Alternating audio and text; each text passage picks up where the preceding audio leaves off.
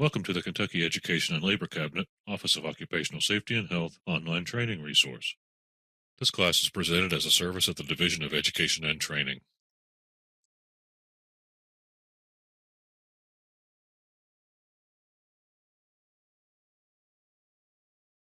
Welcome to the course, Abrasive Grinding Safety. At the end of this module, you should understand how to properly use, handle, and store abrasive wheels. We will cover bench and pedestal grinder safety and portable angle grinder safety.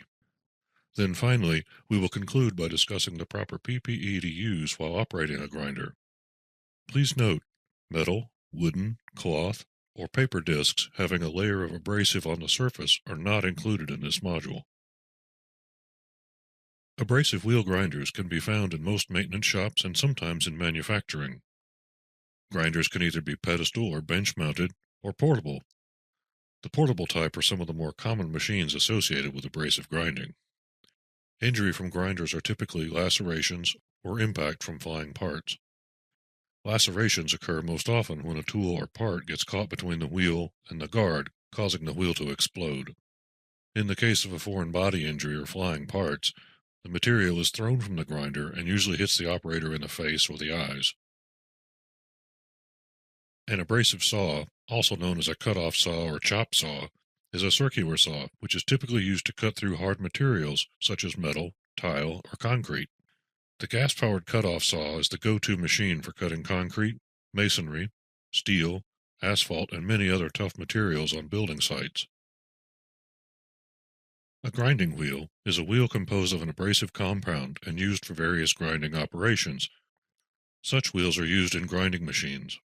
Most grinding wheels are made of silicon carbide or aluminum oxide, both of which are artificial abrasives. Silicon carbide is extremely hard but brittle. Aluminum oxide is slightly softer but is tougher than silicon carbide. It also dulls more quickly but doesn't fracture as easily. Therefore, it is better suited for grinding material of relatively high tensile strength. There are various bond types, but the most common are vitrified and resin. A vitrified wheel is basically vitreous glass, much like pottery or glassware, fired in a kiln. Resin wheels are plastic resins, mixed and cured at lower temperatures. Vitrified wheels are commonly used for bench, surface, and tool room applications, such as surface grinding, while resin wheels are commonly seen on cut-off wheels, centerless wheels, and super abrasive wheels. A cut-off wheel, also known as a cutting disc, is an arbor-mounted tool that may be used with angle grinders or stationary cut-off saws. Cut-off wheels have an abrasive-coated material that is used for grinding a wide variety of materials. Bonded wheels are bonded with an organic material, for example resin, rubber, shellac, or other similar bonding agent. Inorganic wheels are bonded by an inorganic material, such as clay, glass, porcelain, sodium silicate, magnesium oxychloride, or metal. Vitrified wheels are a subset of inorganic wheels, and they are bonded with clay, glass, porcelain, or related ceramic materials. Wire brush and buffing wheels are other types of grinding wheel attachments, and they are usually used for cleaning. All grinding wheels are breakable, and therefore care shall be exercised in handling and storing to prevent damage. All grinding wheels should be stored in a dry area that is not subject to extreme temperature changes, since some bonds may be affected by excessive humidity, dampness, and extreme temperature differentials. Racks should be located as near as practical to the grinding location, but never where there is a danger of damage from passing vehicles or excessive vibration. The first inspection should be made on the original shipping container. If there is visible evidence of damage to the container, special care must be used in the inspection of the wheels. Wheels must be dry and free from sawdust when applying the ring test, otherwise the sound will be deadened. We'll discuss how to perform a ring test on the next slide. It should also be noted that organic bonded wheels do not emit the same clear metallic ring as vitrified or silicate wheels. If the wheel is not too heavy, it may be suspended on a small pin or the finger. Heavier wheels may be allowed to rest in a vertical position on a clean, hard floor. Tap the wheel gently with a non-metallic implement, such as a wooden screwdriver handle for light wheels and a wooden mallet for heavier wheels. The best spot to tap a wheel for the ring test is about 45 degrees either side of the vertical center line about 1 to 2 inches from the periphery. The sound of an undamaged wheel will give a clear metallic tone. If the wheel is cracked, there will be a dead sound and not a clear ring. Comparison of the sound with other wheels of the same lot and specification will allow rejection of any wheel with a suspiciously different ring before use. The long codes associated with grinding wheels actually can be interpreted and generally have a clear meaning. Most manufacturers will list the grit type, grit size, wheel hardness, structure, and bond in every grinding wheel produced. It is important to note that there's no standard among grinding wheel manufacturers. Each will use their own unique identifying method of marking. However, there are some common rules, at least here in the United States. There are many types of grinding wheels with various shapes and sizes. Each grinding wheel has a certain range of application according to the abrasive material, the bonding material, and the manufacturing process of the wheel. If improperly selected, it will directly affect the processing accuracy, surface roughness, and production efficiency.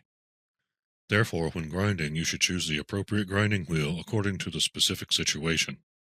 Only by looking at the manufacturing record or process sheet will anyone know for certain what exactly made up that particular grinding wheel. The vitrified straight grinding wheels belongs to the most numerous group of general purpose and specialized abrasive tools. Usually they are used for precision grinding on various materials in grinding operations such as sharpening, surface grinding, center type and centerless cylindrical grinding, internal grinding, profile grinding, as well as for workshop works and rough grinding. Therefore, when grinding, you should choose the appropriate grinding wheel according to the specific situation.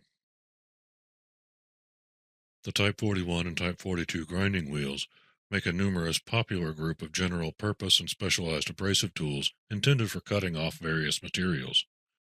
They are commonly used in building, steel work, machine building, shipbuilding, metallurgy, foundries, chemical and other industries, as well as in tool rooms and smaller workshops.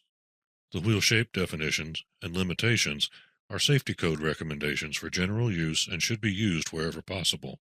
Wheel dimensions or shapes differing from the standard recommendations may be used on specific machines with the approval of the wheel manufacturer. Grinders use powered rotating attachments to work metal and other materials. Bench grinders are mounted to a bench or tabletop, while pedestal grinders are mounted to the floor on a pedestal. With an abrasive wire brush or buffing wheel attachment, grinders can sharpen tools, shape, clean, or polish metal pieces. As you can imagine, grinders can cause severe injuries to hands, fingers, eyes, and face if they're not used correctly. Bench grinders can be found in almost any workshop. Because grinders can produce wheel speeds of 9,000 to 14,000 revolutions per minute, or RPM, they can expose the operator to many hazards. Wheels can actually explode when they break, potentially causing serious injuries such as blindness, facial lacerations, and even death. Let's take a look at some of the regulations and safety practice that cover the bench and pedestal grinders. The OSHA standard for grinders, 29 CFR 1910-215, is one of the most frequently cited violations issued during OSHA machine safety inspections. Improperly adjusted work rests and tongues on bench grinders are the main reasons for the citation. According to 29 CFR 1910-215A4, work rests must be kept adjusted closely to the wheel with a maximum opening of 1/8 inch to prevent the workpiece from being jammed between the wheel and the rest, which may cause wheel breakage. In addition, 29 CFR 1910-215B9 states that the distance between the wheel periphery and the adjustable tongue must never exceed 1/4 inch. A tool rest is provided for each wheel so that tools may be held or steadied while being ground. The operator is protected against flying abrasive particles and ground material by the wheel guards, which are an integral part of the machine. In this example, the tool rest is not adjusted to be within 1/8 inch from the wheel. The tongue guards are metal plates located at the upper part of the wheel opening. They are designed to stop pieces of the grinding wheel from flying out in the event the wheel shatters. In these examples, the tongue guards are either not adjusted to 1/4 inch or they are missing altogether. One potential source of serious injury in grinding comes from an oversight that is easy to make, operating the wheel at an overspeed condition, while a wheel that is run far enough in excess of the rated maximum speed may shatter within minutes of operation. Danger may also result from a wheel run just slightly faster than its rated speed. The less severe overspeed condition can cause the wheel to be damaged, and the damage may result in breakage after further use. For example, operating a reinforced 9-inch diameter Type 27 wheel, rated for a maximum speed of 6,600 RPM on a 7-inch angle grinder with a speed of 7,700 RPM, can cause the wheel to crack. The cracking can lead to breakage later. Review this chart for other standards that apply to bench and pedestal grinding.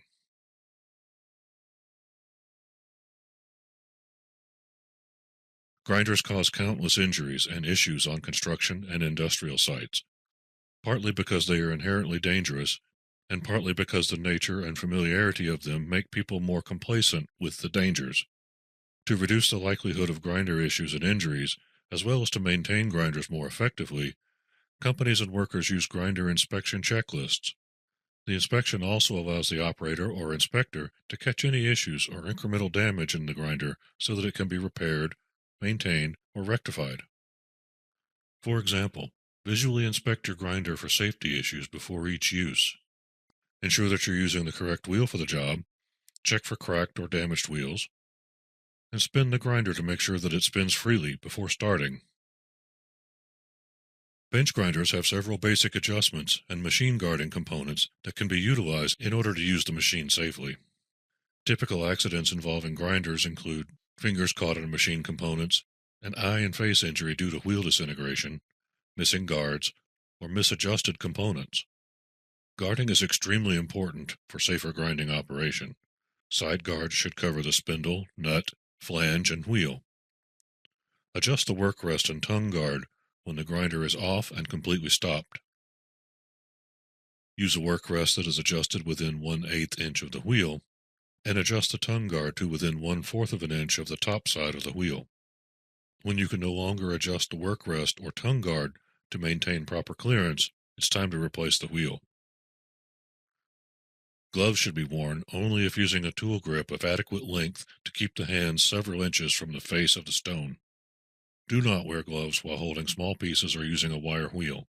Keep long hair tied up, and do not wear loose clothing or loose jewelry when operating a grinder. And stand to one side of the wheel when operating the grinder. Hold the work in one hand and steady it with the other.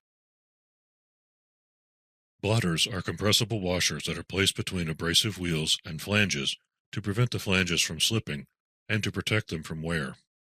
They are also important for wheel safety and are required by the safety code ANSI B7-1. Grinding on the side of a straight-sided wheel used for offhand grinding is dangerous, particularly when it is appreciably worn or when sudden pressure is applied. When you are finished using a bench grinder, shut off the power and wait for the machine to stop. Let the machine come to a stop on its own, and then clean up the grinding dust from the area. Personal protective equipment, or PPE, includes safety glasses and a face shield to protect your face as well as your eyes. Depending on the job and the material you're working with, additional PPE may be required, such as respiratory protection and hearing protection. Make sure you have no loose-fitting clothing, gloves, jewelry, hair, or other items dangling as you operate the grinder. If one of those items gets tangled up in the revolving grinder wheel, an injury is almost certain to occur. Portable abrasive wheel grinders, or right-angle head grinders, also known as side or disc grinders, angle grinders are portable power tools specifically designed for grinding and polishing. They are used across a wide variety of workplaces and industries, including metalworking, construction, and emergency rescue. Power to operate the angle grinder may be generated by an electric motor, gasoline engine, or compressed air. The handheld grinder is the most commonly used and recognized model for practical applications. Angle grinders typically incorporate a range of safety features for the effective prevention of injury. The slow start is one such feature, stopping the grinder from twisting immediately after being started. The anti-kickback is another valuable feature, which ensures the motor shuts off if the angle grinder gets caught up dangerously on any material. Restart protection will ensure that the angle grinder stays switched off if it has overheated and shut off and been left with the power on. An additional safety feature is the paddle, or dead man switch, which ensures that the grinder only operates when held in two hands and prevents any spinning should the switch be released. Offering the ideal blend of performance and durability, pneumatic angle grinders are ideally suited for cutting and shaping metal workpieces. They are primarily used for light-duty jobs requiring high levels of precision. For corded angle grinders, the assurance of connection to a reliable power outlet will be required, as it is possible to use the corded angle grinder as long as they are connected to the power supply. Corded angle grinders are also typically of a lighter weight than cordless alternatives. The discs of variable speed angle grinders can be set at different speeds to suit a wide variety of applications. Cordless angle grinders have gained popularity because their performance has now become higher, and today they can easily compete with the corded tools. This became possible to the use of batteries with high voltage and capacity, and thanks to the introduction of modern technological solutions such as a brushless motor. The federal OSHA regulations for general industry that pertain to portable angle grinding can be found in Subpart P 1910-243, which is titled Guarding Portable Power Tools. These tools come in a variety of configurations and are used to perform many tasks. The construction industry can be found in Subpart I 1926-303, Abrasive Wheels and Tools. Tradesmen mainly use angle grinders to grind and clean up welded joints, remove excess material, and do deburring and chamfering. You can also restore any edge and sharpen any flat surface with ease. With the right attachment, a cutting wheel for example, an angle grinder can be used as a metal cutting machine. Angle grinders are powerful machines, and as you know, with great power comes great risk of injury, especially since grinder discs can spin at high speed that can reach 10,000 and 11,000 RPM. One slip of a hand and you may lose a finger, arm, or leg. Angle grinders are powerful tools meant to grind away materials like metal, so whenever you have a tool this powerful, there are going to be a lot of ways that you can get hurt with it. Angle grinders also generate sparks. When required, obtain a hot work permit before use, and keep work area clear of debris and flammable materials. Do not use in areas where there is grain dust or other combustible dust accumulation. The main reasons for angle grinder accidents are abrasive disc shattering and improper use of the equipment. The most common types of accidents are finger amputation, face and eye injuries, cuts and burns, general head injuries, and foot and leg injuries.